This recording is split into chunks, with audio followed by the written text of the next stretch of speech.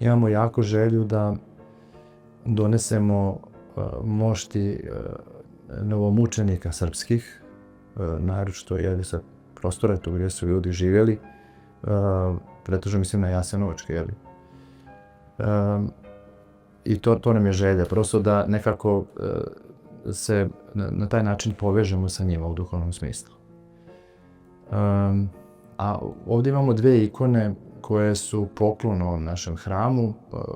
Jedan naš verujući brat iz Republike Srpske koji često boravi u manastiru Hilandaru je poklonio čudotvornu ikonu Presvete Bogorodice Razigrani mladenac koja se nalazi u Brodu u samoj hramu hilandarskom, manastira Hilandara, i jedna sestra iz Nove Pazove koja je čudotvorno izlečena molitvenim zastupništvom Svetog Nektarija Eginskog je oslikala sama ikonu Svetog Nektarija Eginskog. To su dve ikone, izgradili smo ove godine i tronove za te dve ikone, tako da one ovde,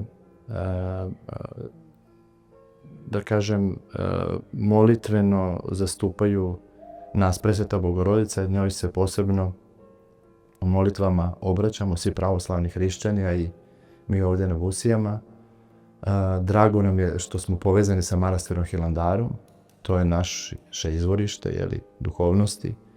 Tu je naš prvi od Srba, Sveti Sava, tu je započeo uzvođenje našeg naroda ka nebu i povezao nas sa nebom, povezao nas sa Carstvom nebeskim, njegovim podvigom. Zaista on je jedna čudesna ličnost iz naše istorije i zavetovao nas da ostanemo to što na tom putu koji nam je on proputio.